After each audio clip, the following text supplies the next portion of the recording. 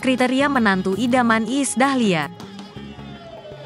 Iis Dahlia menyinggung soal kriteria menantu yang akan menjadi pasangan Salsabila Juwita dan Devano Danendra kelak. Meskipun tidak ada kriteria khusus untuk calon pasangan Devano Danendra dan Salsabila Juwita, Iis Dahlia tetap menginginkan keduanya dapat jodoh yang terbaik. Terpenting, menurut Iis Dahlia, menantu yang jadi pasangan Salsabila Juwita dan Devano Danendra bertanggung jawab. Pedangdut Iis Dahlia tidak memiliki kriteria tertentu untuk menantu yang akan menjadi pasangan Salsabila Juwita dan Devano Danendra.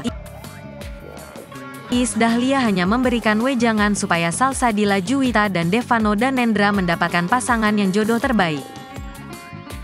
Kriteria menantu nggak ada, yang penting baik dan bertanggung jawab, kata Iis Dahlia di Carworld Building, kawasan Serpong, Tangerang Selatan, Minggu, tanggal 21 Mei tahun 2023.